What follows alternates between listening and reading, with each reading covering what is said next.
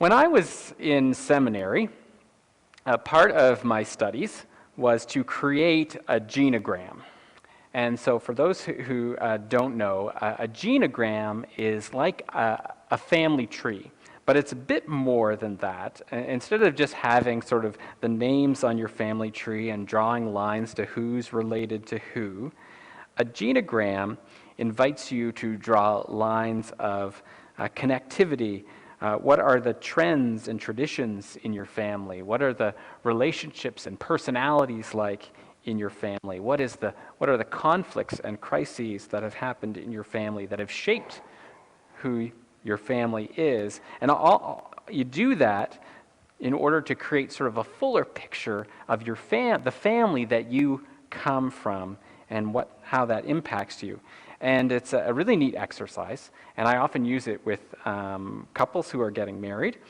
And one of the things that became clear to me when I was creating my own genogram was that my family had a history or a tradition of redefining what it meant to be family. For example, as a kid, I remember going to Grandma and Grandpa Wagner's farm and playing in the barn. I remember sitting with Uncle Alf Sunday mornings in worship. I remember celebrating birthdays with the Herdmans, Grandma and Grandpa Herdman, Uncle Rick and Aunt Debbie, and my cousins, Leah, Rebecca, and Andrew. I remember Aunt Louisette, who lived with us for a time, and Aunt Karen, who always managed to buy the best Christmas presents. I remember her most of all. These were all important people in my life growing up, but if you were to look at my family tree, you wouldn't find a single name.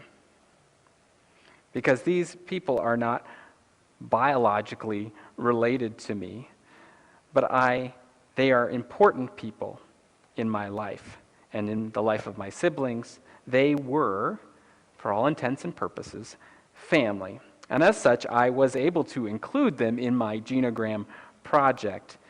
And from that experience, I learned that family is much more than who you're related to.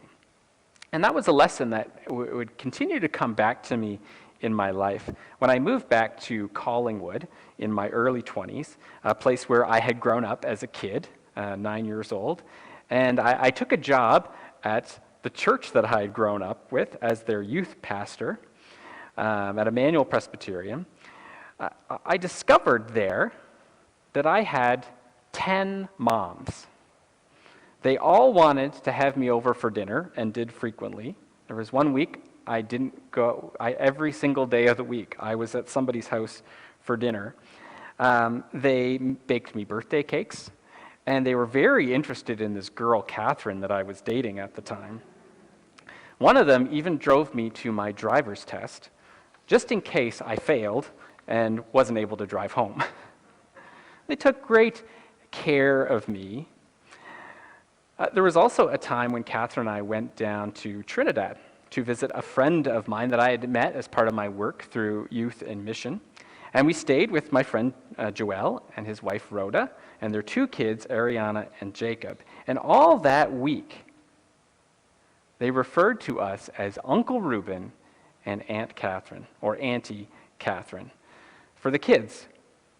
And all that week, as we met tons of their friends and family, we had a hard time distinguishing who was friend and who was family because they just called each other brother and sister and uncle and auntie.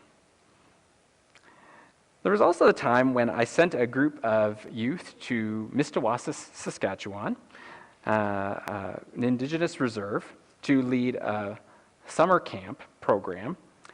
And it happens to be the only reserve in Canada that has a Presbyterian church on it. And when that group came back, they were talking to me about how the kids kept referring to each other as cousin. This is my cousin, this is my cousin. They weren't related, actually, but they were cousins because they were family. And on and on and on. The redefinition of family is one of the things that I've seen in my life. And it's one of the wonderful gifts that I think Jesus has given the church, and an important part of what it means to be a follower of Christ. And so in our story today, we witness Jesus in action, redefining family in his time. Jesus' family had always put up with him. He had been a handful from the time he disappeared in Jerusalem and got lost, and they found him teaching in the temple. They put up with him. He was handy, after all, to have around, if you ran out of wine at a wedding. But this time, Jesus had gone too far. As the oldest son, he had responsibilities. He needed to live up to those expectations of his family. The cultural understanding of family at that time dictated that he was the head of the family. You notice they don't mention Joseph anywhere after the Nativity. So Jesus is it. Jesus is the head of the family, and it's time he started acting like it. Plus, this whole wandering rabbi thing that he was doing was getting out of hand. He was starting to make enemies. He had ticked off the wrong people, and that could get him killed. And then, where would his family be? He was the head of the family, after all. And so enough was enough, and his family, mothers and brothers, set off, and this is what the word they use in Mark chapter 3, verse 21, just before we read today. They were there to restrain him. And they come to the house where Jesus is, but they can't even get in the door because it's so crowded. And so they tell the person at the door, "Tell Jesus his family is here." And that message gets passed on in this little game of telephone until it finally reaches Jesus. "Jesus, your mother and your brothers are here." And Jesus asks a very interesting question. Who are my mother and my brothers? And then, looking around at all those gathered with him in the room, he says, "Here are my mother and my brothers. Whoever does the will of God is my brother and sister and mother." How would you like to get that Mother's Day card? I'm sure that's not what Mary was hoping for that day. Now, if you found Jesus' teaching there a little shocking or a little uncomfortable, you are in good company. I imagine that everyone in that house listening to Jesus was kind of squirming in their seat. There may have even been a few gasps as he said that. Because cultural family norms, then and now, are sacred. It's tradition. This is how our family works. And those deeply held ideas of family are not easily changed in society. Some people, even in that room, might have thought Jesus was disobeying one of the 10 commandments to honor your parents. Your mother is at the door, Jesus. In short, one does not simply change the family order without turning some heads. And I think that is likely why even the church, a community which has a history of redefining family, has still had trouble redefining family for our time. In the past, the church has been pretty stubborn when it comes to understanding families. In the past, the church has resisted interracial families.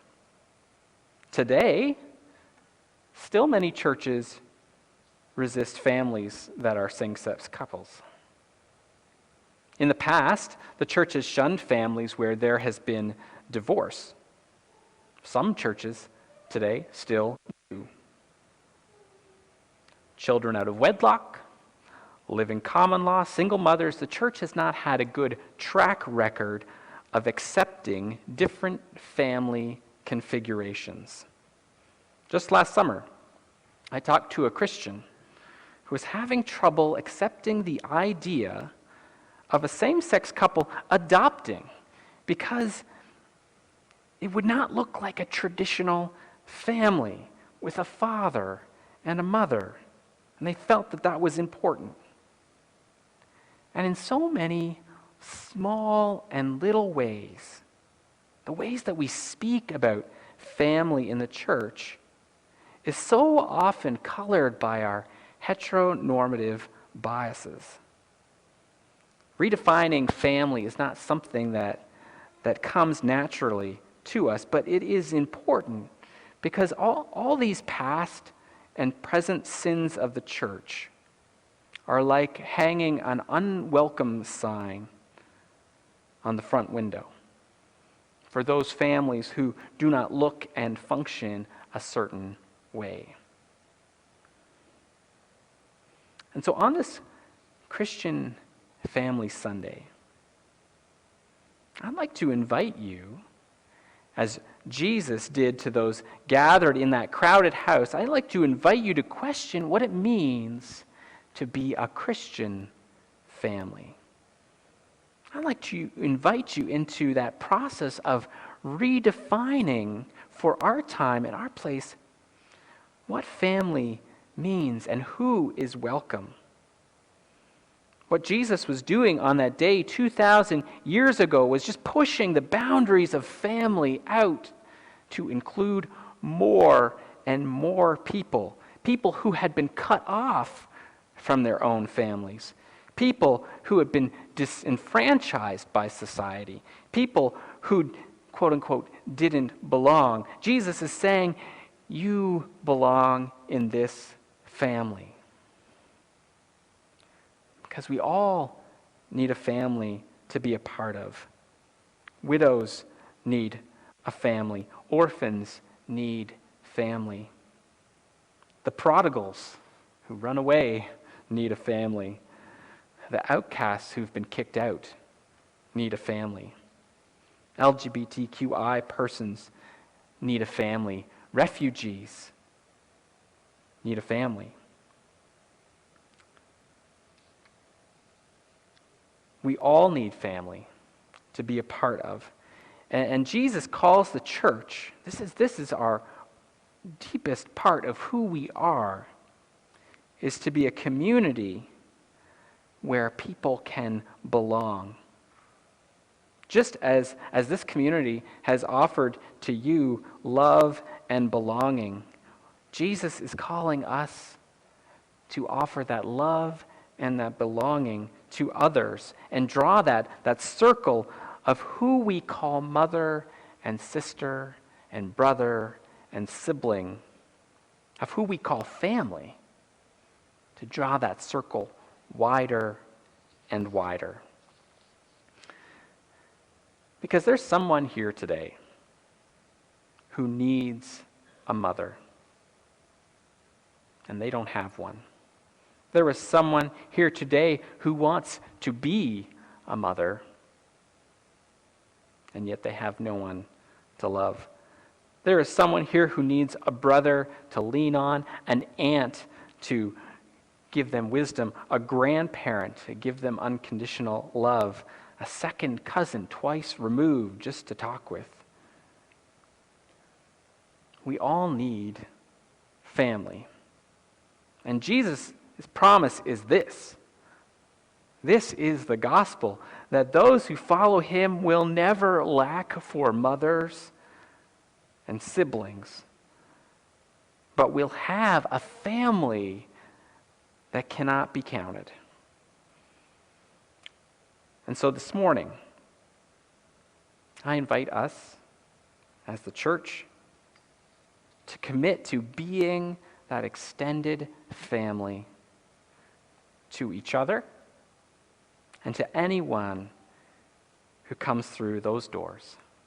And may we, by Christ's loving example, with each act of welcome, more fully embody what it means to be the family of God. Amen.